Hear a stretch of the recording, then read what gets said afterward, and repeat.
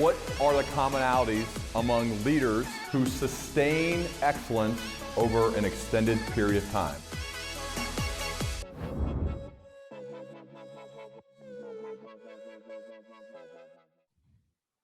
Suneel, welcome. Great to have you here on the Learning Leader Show, man.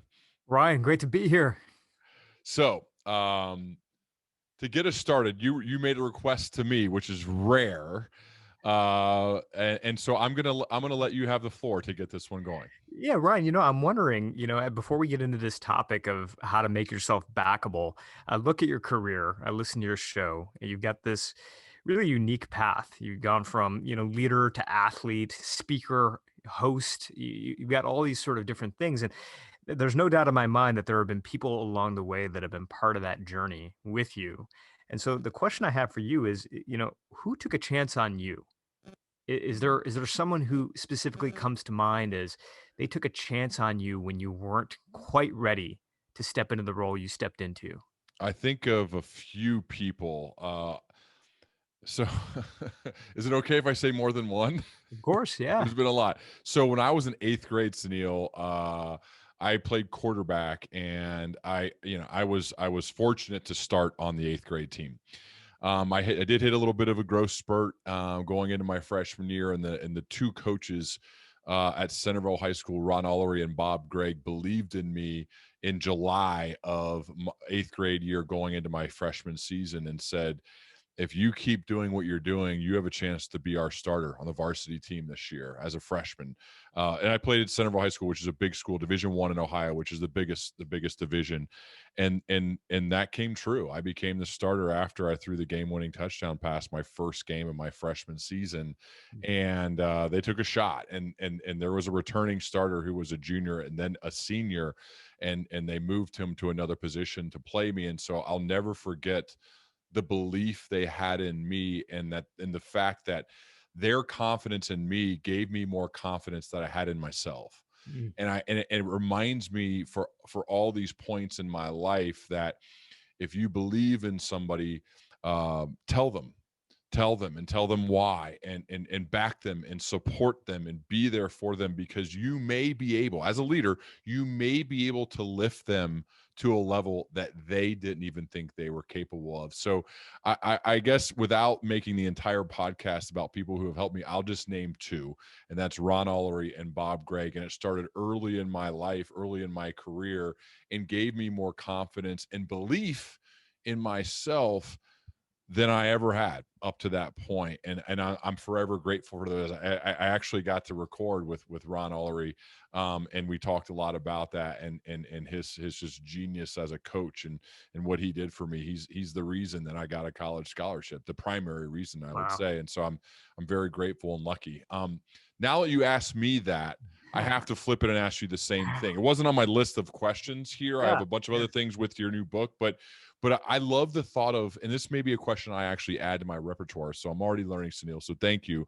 But who would that be for you, or who would those few people be for you? And Yeah. maybe you find someone earlier in your life as well that took a shot, that said, I believe in you, Suneel, even maybe when you didn't believe in yourself fully yet. Yeah, yeah. Well, there are a few people that come to mind for me as well. The one I want to tell you about in just a moment is Reid Hoffman, Mm. founder of LinkedIn, and just really somebody who had no reason to recruit me to, at that time, to Mozilla. I was right out of grad school. I was coming out of a joint business law program. I did not have any real experience as a product manager, but at that time, he was chairman of Mozilla, and recruited me to the company to serve that role. I want to talk about Reed in a minute, but I got to say, Ryan, like, couple things that really popped from your answer for me. One is that I've now spent years studying, exceptional people, from Oscar-winning producers to celebrity chefs to iconic founders to senior executives within really exciting companies, and I've asked them all the same question, and there's a lot of patterns that started to form, and your your answer, I think, fits into a lot of that. So the first thing is that oftentimes they'll actually name somebody from their childhood, and it will often be a teacher. So Mm, it'll be someone in their career as well, but oftentimes the first place that people go is a teacher. And I ask a follow-up question, and it's not to be, a jerk or anything like that, but I'm just curious. Like, I ask most people, have you gone back to that person and thanked them? mhm, And just let them know, like, hey, this was all possible because of you. And overwhelmingly, the answer to that is no. We typically don't. I mean, I think that in the professional world, we do. Hey, thanks so much for giving me the shot at that role. But we're going back and thanking teachers is actually quite rare, at least in my experience and all the research that I've done, which is kind of a crazy thing to think about, just given the past year and how overwhelmed teachers have been during the pandemic. And I think just sort of I think us collectively realizing how underappreciated they can be. So that was one thing that really occurred to me. The second thing that you said that was really important is that, you know, you by someone taking a chance on you, they can give you more confidence than you even have in yourself. mhm, And I think taking it one step deeper is just going back to people who have taken a chance on you and just simply asking them why. mhm, What was it? What was it? I wasn't qualified for that role. What was it that made you decide to take a chance on me? And so getting back to Reid Hoffman, as I was doing this research, I realized I hadn't done that. I hadn't gone back to him and asked him that question. So I did. And what he said to me was that, even though I had a gap, there wasn't I wasn't a clear fit for a role like that. I was showing a level of sincerity and hustle that was really, really important.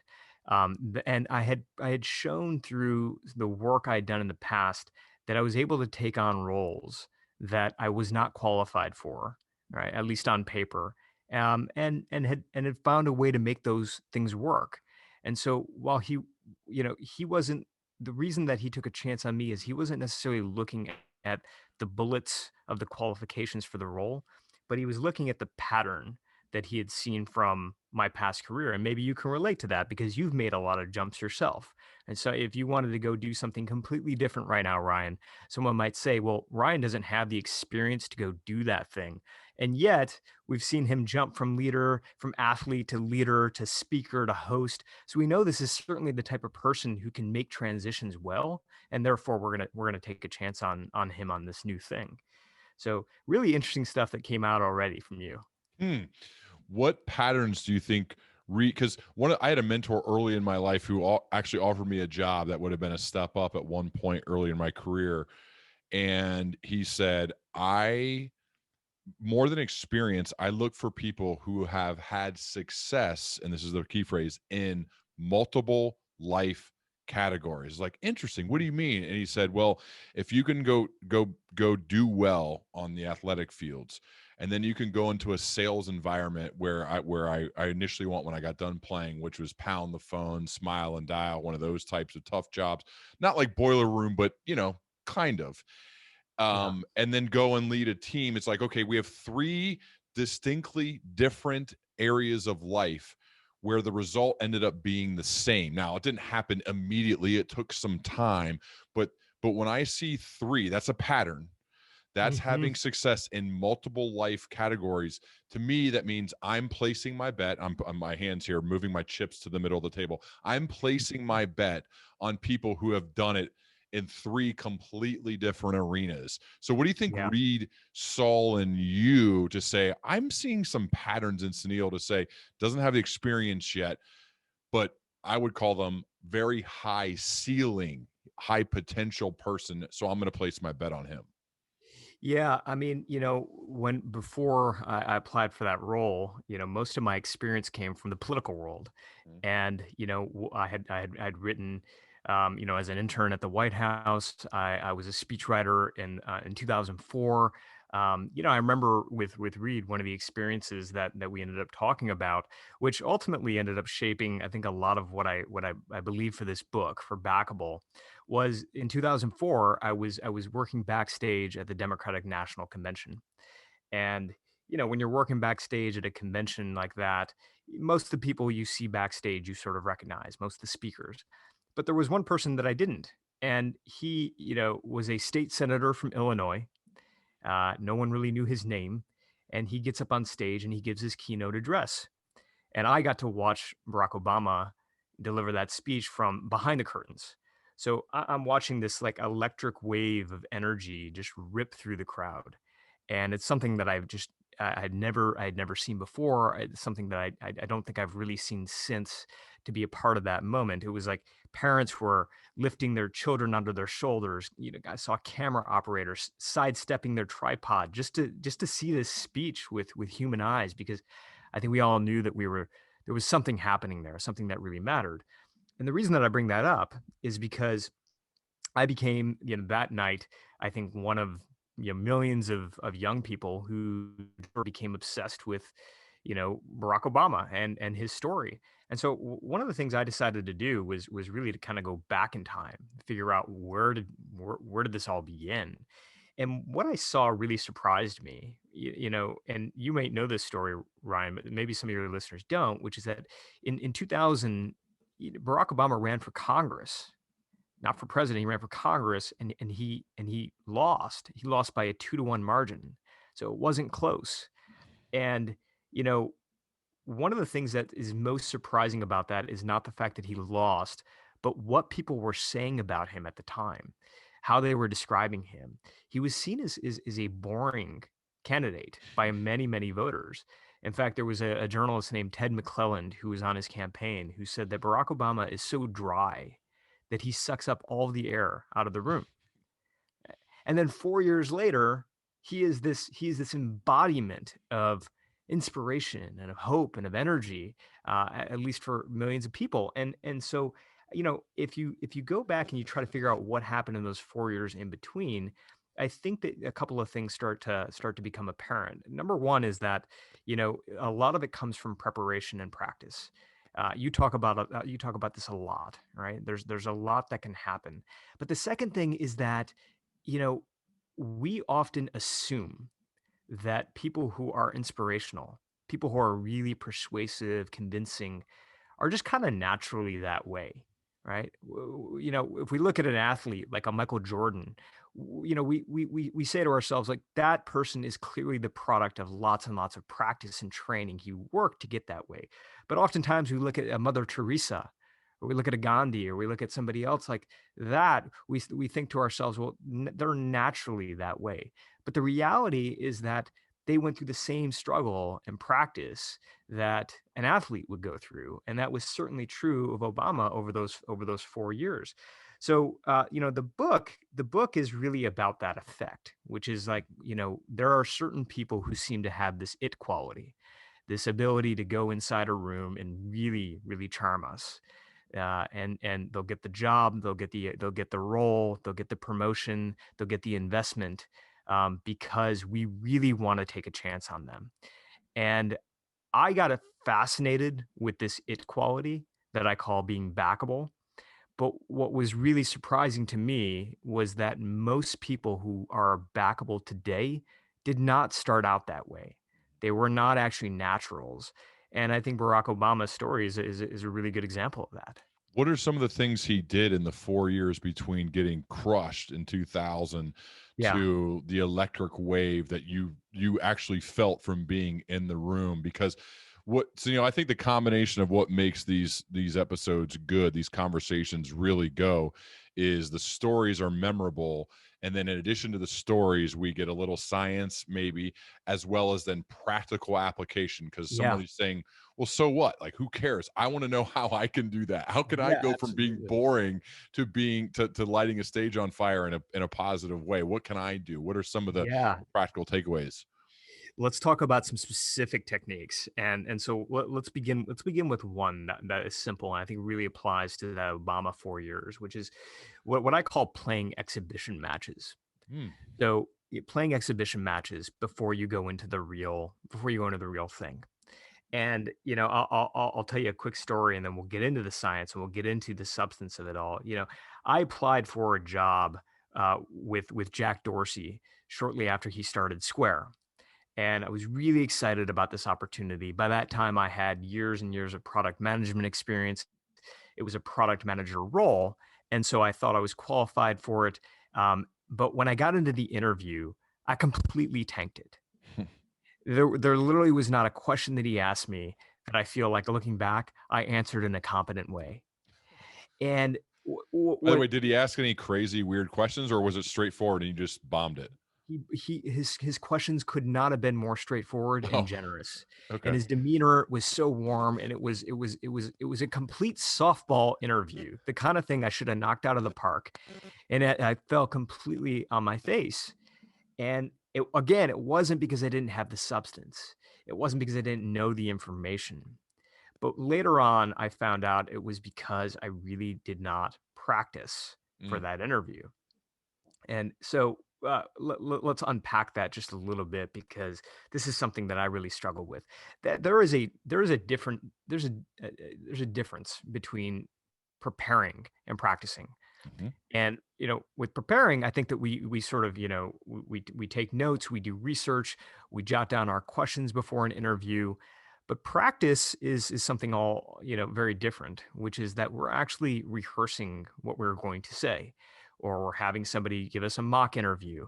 And what I found is that backable people go through lots and lots of these exhibition matches before they get into a room.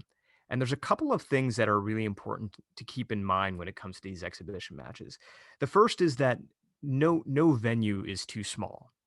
Meaning it could be a spouse, it could be a partner, it could be a friend, it could be anybody sort of giving you this mock interview and asking you these questions, or preparing you for an investor presentation, whatever it is. No venue is really too small. The second thing is really I was surprised by is how many times backable people tend to practice before they get into a room.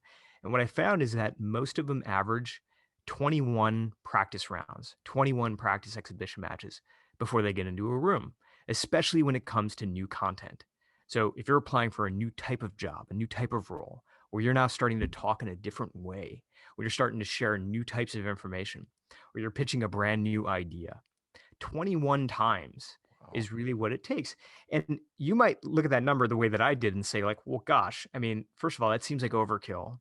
And second of all, if you've rehearsed something 21 times, isn't that going to make you sound really robotic, like just not natural? And what I found was actually the complete opposite, Yeah. which is that when you get to that level of mastery, and I think you get this, Ryan, because you're big on I have a, preparation. I want you to finish, but I have a comment about this. But go ahead. Yeah. This, Yeah, no, I yeah. want to hear this. Yeah. It's really that, if you have that level of mastery over the material, what it allows you to do when you're inside the room is to no longer be focusing on, well, what am I going to say next? And then what am I going to say next? Which is typically how our mind works.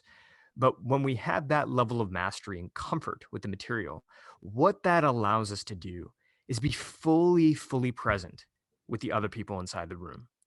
So we can start to now really listen. We can start to take in the nonverbal cues. We can start to react and adapt to what's actually happening. And there's plenty of science behind this as well. I know you've had Jim Collins on the show, and he's talked about this too. But that level of mastery, when you Yeah. have that, gives you that ability to really navigate what's unexpected. Because let's face it, when it comes to getting what it is that we want from our career, from these backable moments when we're inside the room, very rarely are they a monologue. It's very rare that somebody hands you the microphone, you go, and then you end, and then they kind of make a decision.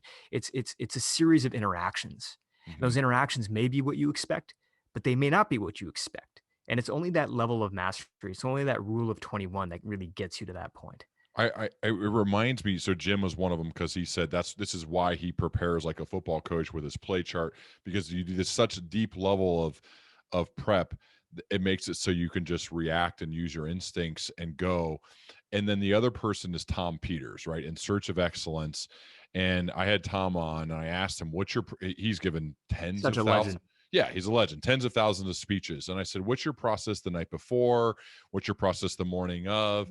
And he told me the night before he struggles to sleep and he stays up late practicing. And I said, well, what do you mean? Because it's a brand new speech? He's like, no, I've given this speech a thousand, maybe 1,500 times, like almost the Wow. same exact speech. And yet he's practicing for hours a speech he's already given 1,000 times.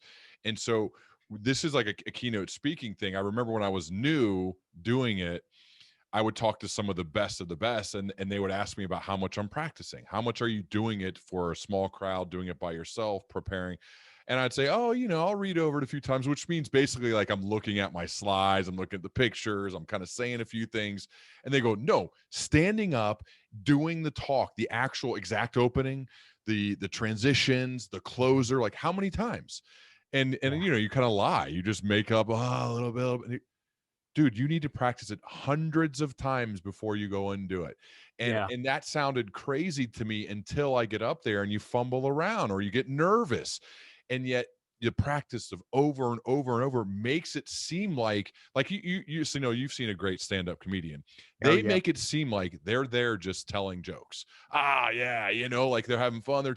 They've told those jokes 1,000 times. They're Yeah. so good. They're so prepared. They're so ready that they make it seem easy, and they make Yeah. it seem like, oh, I'm just up here talking. They're not. They're so scripted, but they're so good and so prepared. It doesn't Yeah. feel like it's scripted. I think that's the magic. Yeah, yeah. It's such an unnatural process to think about that actually makes you a natural. Yeah. And it reminds me a lot of a great story that I heard about Ella Fitzgerald. Oh, Ella Fitzgerald was performing in Berlin, and she was performing the song "Mac the Knife," and it was it was a big moment because it was a famous song, and it was the first time that a woman was performing it on a big stage like this, and everybody was really excited.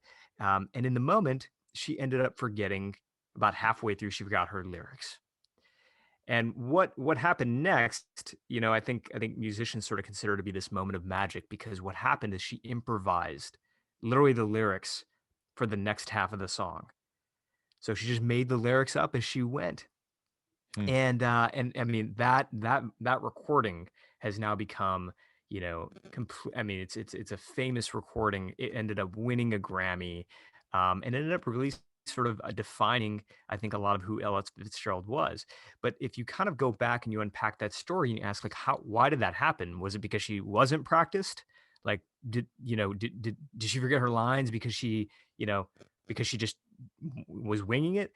And the answer is actually quite the opposite. She actually rehearsed a lot, but there was so much happening in that moment, and there was so much being thrown at her that she forgot it. But it was the rehearsing, it was the practice that gave her the ability to really impromptu and wing it from there and to pull Hmm. off this just stellar performance. And it kind of reminds me of what another jazz musician has told me. He's an award-winning musician, and he says, "Look, when I go up on stage, I go in with a lot of confidence, but that confidence doesn't come from believing that everything is going to go right. The confidence comes from believing that something is going to go wrong, but that I have practiced and I've rehearsed enough to be able to recover from that." And I think when we do these repetitions that you do and that I do, Ryan, I think backable people do, what we're doing is we're really building this recovery muscle Hmm. that allows us to, be able to bounce in and out of situations in a really, I think, just flexible and fluid way. So we're talking about how you go from being dry and boring to electric and bringing a crowd to their feet within 4 years, and how that applies to people. And the first key learning here, Sunil, is essentially practice and get the reps and get the reps and get the meaningful, purposeful practice. Is Yeah. there another one or two that you could add from a practical perspective for Yeah. someone to go from being not very good to excellent? Yeah, absolutely. And I think a lot of it has to do with surrounding yourself with the right circle of people. Mhm. So one of the things that continued to come up as I talk to backable people, and these are not they're not just founders. These are activists. These are leaders inside big companies. One of the things that I think is a pattern for any new idea or for any type of change you want to make, even with your own career, is that it all begins with a few select people who decide to sort of get behind you, right? A few select people that decide that they want to sort of be on your team, advocate on your behalf. So these could be the first employees inside a brand new company. It could be the first team members to join your team inside a company. It could be the first people you recruit to a brand new initiative. These are the first few people. And the question really is, when things are early and what you're trying to do is unproven, how do you get those first few people to buy into the idea anyway? How do you get them to join you? And it's something that I call flipping outsiders to insiders. And it's worth just taking a moment to go back to the 1940s, just to share this quick thing, because I found it so fascinating, which was in the 1940s, brands introduced instant cake mix to the market, and they thought it was going to be a huge bestseller. And what they found is that sales were really abysmal. And so they hired this psychologist named Ernest Dykta to go out into the field and to figure out, like, what is going on here? Why aren't these instant cake mixes selling? And what he found was that they had made the process of making cakes too easy, too simple. They made it so simple that when you popped, all you had to do was pour the cake mix into a pan and add some water, put it in the oven. They made it so simple that when the cake came out of the oven, you really didn't feel any sense of ownership over it. You didn't feel like you had done that. So what Dieter recommended is, what happens if you remove one ingredient, just one? And so what they removed was the egg. So now if you bought the cake mix, what you had to do is you had to crack in your own fresh egg, you had to stir it in, pop it into the oven. And now when you pulled it out, you actually felt like you were part of that process. And the reason that I bring that up is because oftentimes when we think about these early people, whether you're talking about somebody like a Reid Hoffman or a Barack Obama, whomever it is, in whatever context, those early people have to feel like they're part of your creative process. They have to feel like they're actually part of what you are trying to build. Since then, researchers have called this the IKEA effect, right?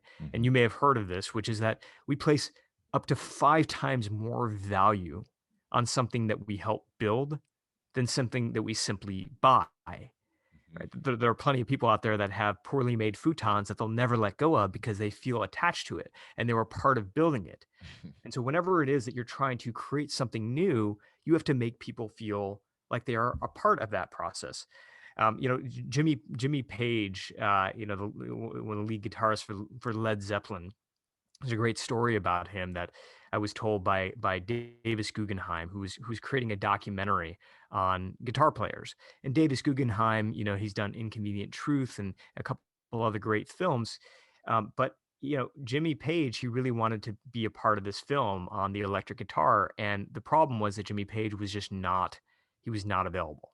Like, he was not the type of person that took part in documentary films.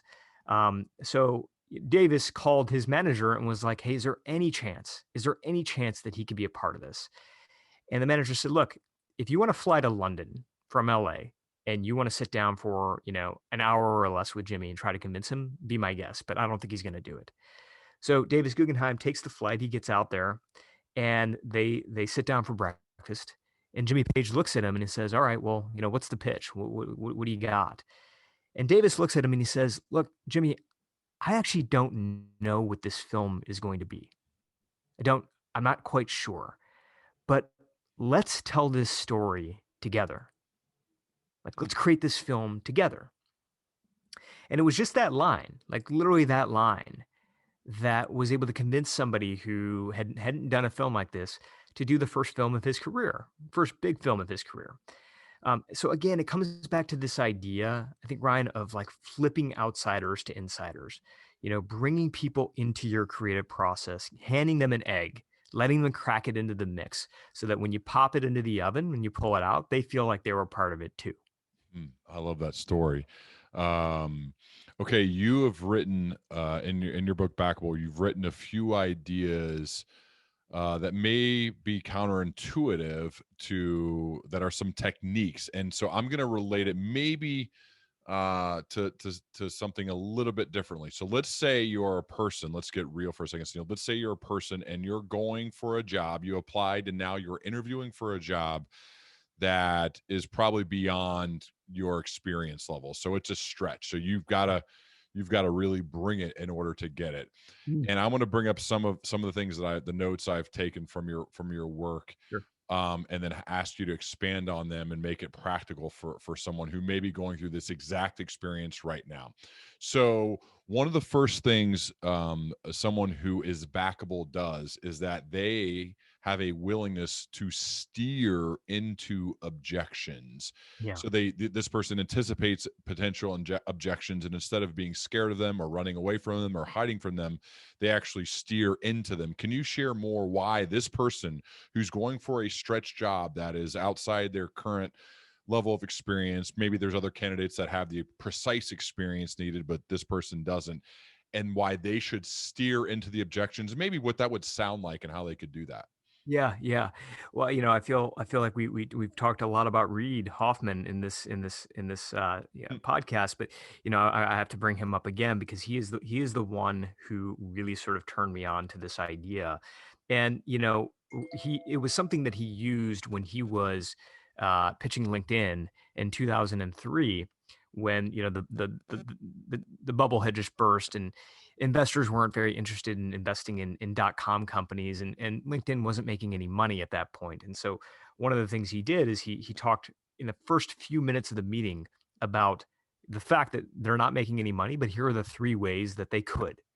And so he went straight into the objections. But I thought there was actually a more interesting story that Reid told me, because a lot of us know the LinkedIn story, but Reid actually started out at Apple. Early on in his career, he's working at Apple, and he wanted to make a shift into the product management group at Apple. The problem was that a lot of people wanted to make a shift in the product management group, and Apple's a product company, and that's where it's seen to be very, very exciting. And so he was trying to figure out, how does he stand out from all of these other people that want to make the same shift. And one of the things that he told me is that he went straight to the head of product management. And instead of saying, hey, look, I'd really love to do this. I really think I'm qualified for it. And, he steered directly into the objection. And he said, look, I know that I actually don't have a few things that you're looking for. Let me put that on the table. But I think I can handle this. And here is why. Here are the two or three sort of things that have been relevant in the past that I think could actually work. And further, give me a shot. Let me design a product for you. Let me just take a shot on my own time at creating a product specification document that I can give to you. And if you like it, then maybe we can talk more about the role. And if we don't, then that's okay. Hmm. So he steered directly into the objection. And I think it really gets to a much larger concept here, which I think has been proven over and over again. Daniel Kahneman, who's a Nobel Prize winning economist, talked about this, which is that as human beings, we are actually not inherently risk takers. We don't like to take risk. The pain of losing is twice as powerful as the pleasure of gaining. And so we will do whatever we can to avoid a loss. What that means for somebody who is trying to convince someone to take a chance on them when they don't have, they could be a potential bad decision, is that you can't just excite them with the possibility. You have to neutralize their fear. You have to neutralize the negative. And look, the reality is that the person on the other side of the table already kind of knows what that is. If you're applying for a job and you actually don't check off a few of the things on the list, that's going to be apparent, right? And so instead of just kind of letting that hang out there and ignoring that, not just owning your strengths, but actually owning the weaknesses, gives you an opportunity to actually talk about that stuff head on. Now, your answer may not be perfect, Mhm. and oftentimes it won't be, right? Oftentimes you don't have great answers to this, but just the fact that you address it will take this thing that is nagging at the person across the table and at least neutralize it enough for them to pay attention to the stronger parts of your pitch. And show you have some confidence too, I would think. Oh yeah. I mean, confidence and empathy, right? I Hmm. mean, oftentimes aren't what we're looking for is somebody who actually understands what it is that we are, where we're coming from, right? And so if you can walk into a room and say, look, I know some of the things that you're thinking about for this role are probably this, and maybe one of the things is that I don't have, you're looking for 5 years of sales experience. I have 2.5. Maybe that's one thing that might be on your mind. Let's talk a little bit more about how some of my other experience is really relevant to that. And so you're opening up this conversation, you're addressing it head on. And I found this to just be just, something that the backable people really tend to do. It also, Ryan, relates to one more thing, I'll go right into it because I know we really want to get into sort of the practical, which is like, you know, we have to, in some ways, when we're pitching new ideas, not just talk about why that idea is new, but talking about why that idea is inevitable. Why do we know that the world is actually headed this way? So, oftentimes I think when we look at companies, especially startups that, sort of came out of nowhere, we often give credit to the founder for saying, coming up with something that, didn't exist before. But if you go and you look at the way that those ideas were pitched, oftentimes the pitch wasn't, hey, this idea is new. The pitch was, this idea is inevitable. And let me give you an example. You look at Airbnb. Airbnb was a relatively new concept when it came out. But if you look at the way that that slide deck was developed, you look at slide 4, for example, what it has is that the fact that there are tens of thousands of listings right now on couchsurfing.com. There are tens of thousands of listings for temporary housing on craigslist.com. And so what they were really building was a case of, look, this isn't necessarily a new idea. The world is already headed in that direction. And, the reason that that's important is because I think backers, people know that you can lose with action, but you can also lose with inaction. And the argument that they were making was, look, this is a boat that's already moving. The train is already leaving the station, and you have an opportunity to get on it because it's going to happen. Um, I'm going to talk about a person who may seem as though they are non-backable. And the reason I want to talk about this person is because it used to be you. Um, Now, but if you look at what you were on paper and your resume, you would be kind of the epitome of a backable person. You went to Northwestern, you did their JD MBA program, right? So you had all of the education boxes checked, and yet something was missing, and you weren't necessarily backable, whether it was getting a job you wanted or getting investors to support you, to back you. What was it like? Talk a little bit more about yourself, and while you checked the boxes from an education perspective, and yet struggled, and it's obvious by listening to you talk, I would imagine you had to be impressive in the meeting of knowing your stuff. So I'm kind of perplexed as to what the issue was as to why people didn't see you as backable. Yeah, I mean, I guess I was perplexed as well. I mean, I'm not a naturally backable person. I feel like I had the resume, I feel like I had the qualifications, but you're right. I mean, something was missing. I was applying for jobs that I felt qualified for, and I was getting rejected. When I decided that I was going to when I decided I was going to go start my own thing, I went out and I pitched over a dozen investors, and every single one of them said no on this new idea, which I thought was, I thought would really work, and ultimately it did work. But when I was in the room, I wasn't having much luck. And I think that part of what it is, I mean, this is really the foundation of the book for me. I wanted to go and find out, all right, well, what is it that people who seem to be having a lot of luck in these rooms, what are they doing? How do I reverse engineer their process? And I think that the some of the looking back on it, some of this is so simple and yet non-obvious, or at least it wasn't obvious to me at the time. And I think, for example, one of the things that I find, backable people tend to do is that they really tend to convince themselves first before they try to convince other people. And what I have found is that it's not charisma that convinces people, it's conviction.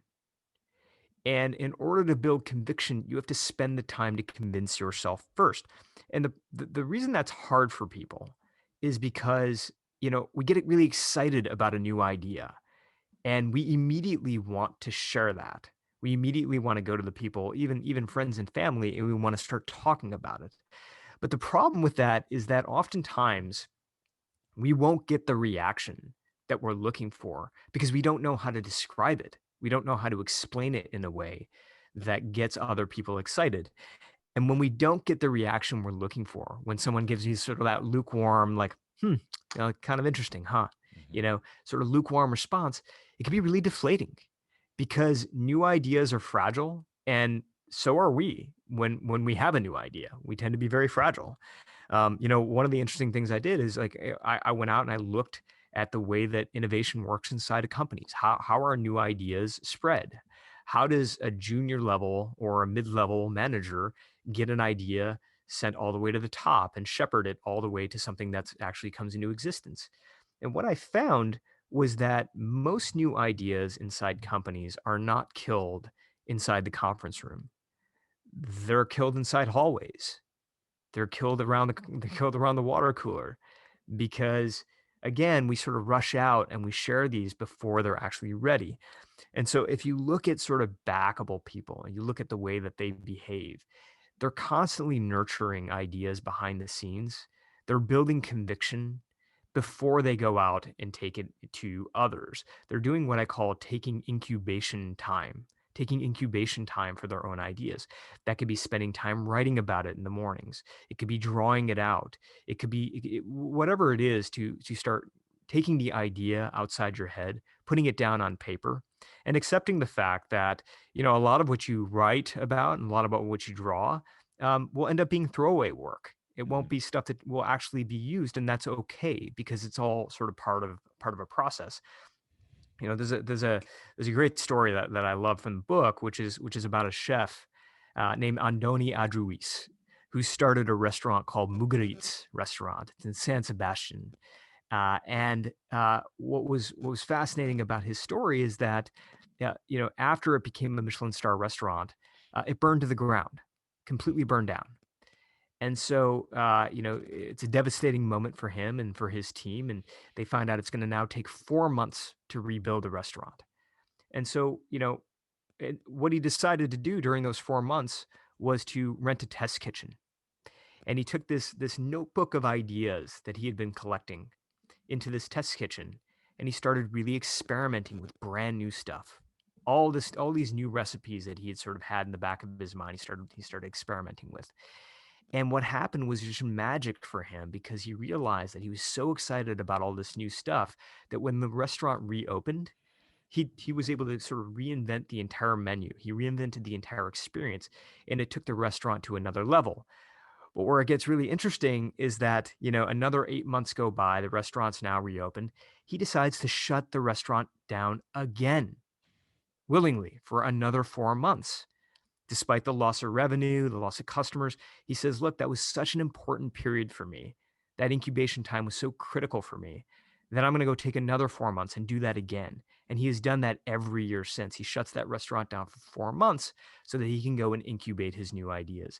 Again, the point is when you have something new, you know, sort of resist that urge to go out and share it right away. I know that that's what we want to do, Yeah. but take some time to really build conviction so that when you go out and you explain it to people, even friendlies, you're explaining it with somebody who really has built some belief behind it yourself. It's such a great point. People get excited and want to tell everybody versus the ones who can have the combination of patience and discipline to work on it in their off hours, to work on it on their own, to kind of hone their craft. And then when it's time to go, they're ready. They're much Yeah. more ready to go, whether it's with a chef or with anyone in a business with an idea and then that becomes kind of their reputation and what they're known by is when they speak up, it's time to go. I sometimes it's not a perfect analogy, but would call this like a tight, aggressive poker player for anyone who plays poker. A tight player doesn't play many hands, but when he or she decides to play a hand, they're in there raising and re-raising and raise. They're not just calling. They're aggressively doing it. I sense that as the Yeah. person who has the patience and the ability to wait, to work on their craft, and then when it's time to let everybody know, okay, we're going to go 100 miles an hour. Like your book, right? You're working on this book probably quietly on your own. You're talking to people, you're interviewing people to try to learn, to try to get the manuscript done. And you work on it on your own. And then all of a sudden it's time to promote it. And here we go. Now it's time to share the idea. And I think that's a similar way to hone and craft the ideas in quiet in a way, and then let's go big with it. So Yeah, once you're ready to go. I think that quiet time is Yeah. so important. It's so important and it's so underrated. Because, and again, I think it's because, we collaboration is very important, and Mhm. we use that term a lot. Um, and it is critical to the creative process, but so is that quiet time. So is that time when you start to build conviction yourself, so that when you're in the room with others and you're getting those first initial people excited about it, you're coming from a place of conviction.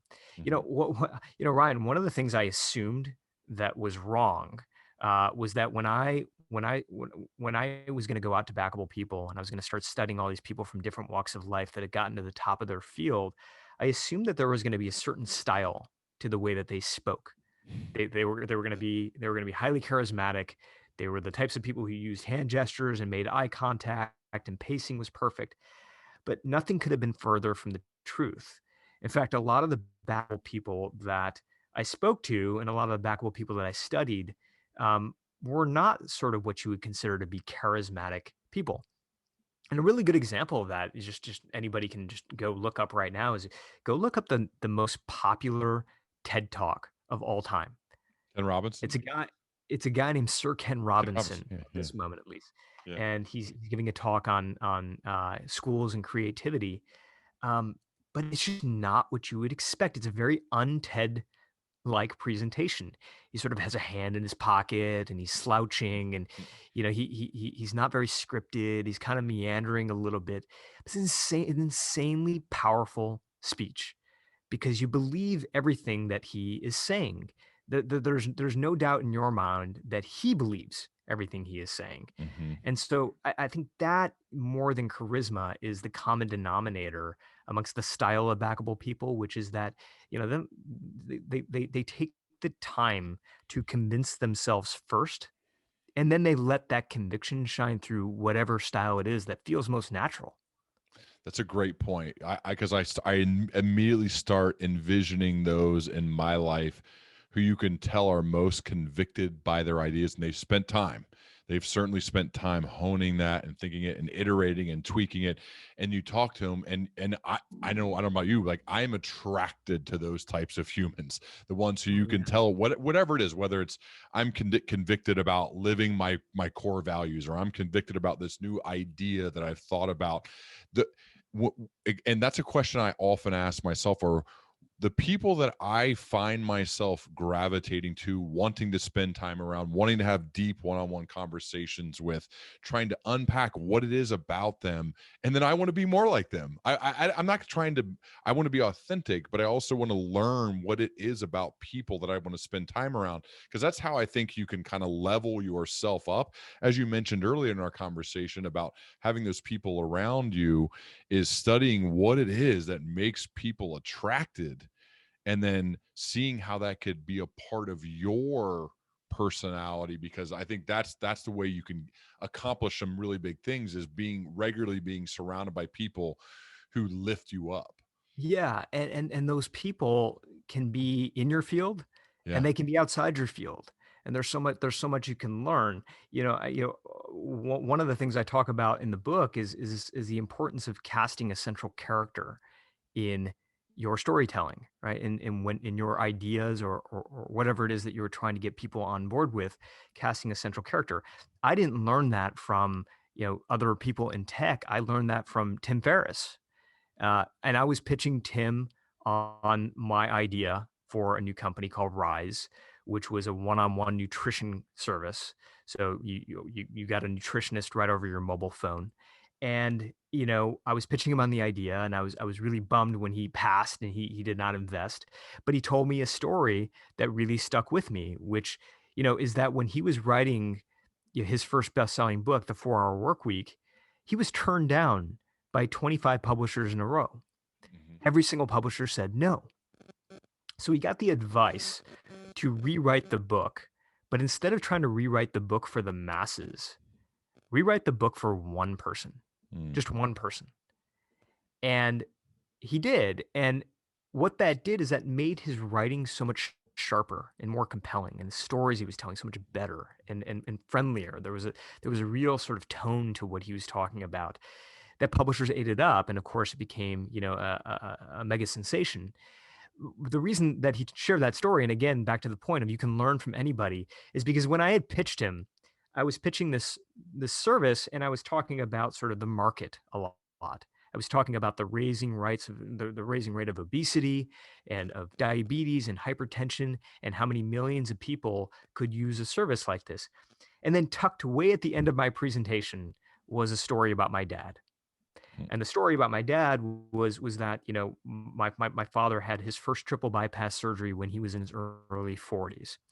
And I remember we left the hospital, we got a sheet of paper, and that sheet of paper was all about how to change our lifestyle at home. And it was things like, eat broccoli, eat Brussels sprouts. We're an Indian family. We didn't eat broccoli. We didn't really eat Brussels sprouts. And so it was through the help of a nutritionist, which we were lucky that insurance helped pay for, that we were able to customize our diet into something that really fit us. And that's how we ended up all sort of, I think, turning our lifestyle around. My dad, knock on wood, is still with us today, and that was over 20 years ago. And the reason Tim told me that his story about him is like, why not take that story and move it up front in your Mm. presentation? Talk about that first, right? Rather than talking about the numbers, get people interested in a central character, that one person that you're trying to serve, and then talk about the numbers. They're both important, right? You need the substance, you need the facts, you need the figures, but people aren't generally attracted at first to concepts. They're attracted to stories. And if you can tell that one story of the one person that you're trying to serve, then you can zoom out to the numbers. It just ends up being a much more powerful presentation. To stay personal for a second, Sunil, and maybe to end, your family is very backable, and your mom was, I believe, the first woman engineer at Ford Motor Company. Is that accurate? Yeah, that's correct. Yeah.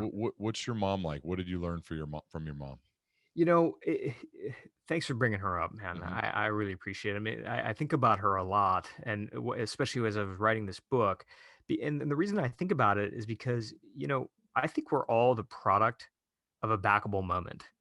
We're, like, our careers are, but so is our existence. Like, Ryan, I bet if you go back and you look at sort of your parents and their parents, somewhere along the lines, people took chances on them that made your story even possible. I think that is true for all of us, and it certainly was true for my mom, who, was a refugee on the border of India and Pakistan, uh, grew up with no running water, no electricity, but just had it in her mind that one day she was going to move to the United States.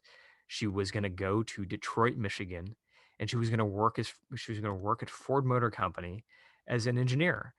And, Ford was literally the only company that she had heard of at that time. I mean, this is a village with access to no information. But Ford was like, it was like the Google of its day. Like, everybody knew of it, and so that's what she wanted to do. And her parents saved up every penny they had to get her on a boat to the United States. She got an education. She got a scholarship to Oklahoma State University. The day after she graduates, she drives to Detroit, Michigan, and she applies for a job, and she gets herself in front of a hiring manager.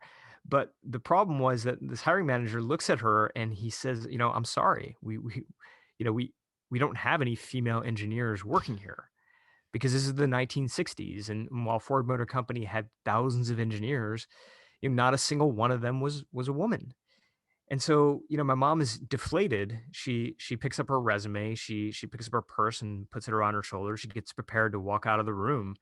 And then in this last moment, she turns around and she looks this guy straight in the eyes, and she tells her story. She says, she talks about all the struggle, everything that had to happen in order for her to be in this room, in order for her to be in this moment. And then she says to him, look, if you don't have any female engineers, then do yourself a favor and hire me now. And that's how, that's why a middle manager from suburban Michigan decided to take a chance on a refugee from the other side of the world. Mm. She becomes Ford Motor Company's first female engineer, and that's the only reason that I'm here to be able to talk to you right now. Wow. I love it. What a story, man.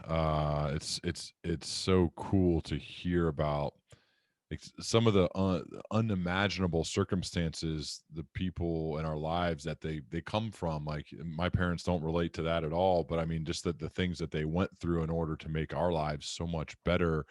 That perspective helps me be more grateful. So I appreciate you sharing that story, because we just have it so easy in comparison to them. We just really Totally, do, you know.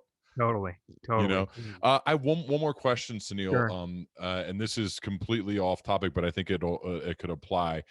Um, I love hearing from people who are at the beginning of their career, and I'm fortunate to get emails from these young kids who are just graduating school. They just blow my mind. Like, it makes me feel so positive about the future, because they're just light years ahead of where I was, and I was 22, 23. And they write these really thoughtful emails, and I would like for you to speak to one person, and that is the person who's a recent college graduate, and maybe they don't fully know what they want to do yet, Yeah. but they do want to make a positive contribution in the world. They do want to do good. They do want to support people, right? They want to make a Yeah. difference. What are some general pieces of life advice you would share with that person?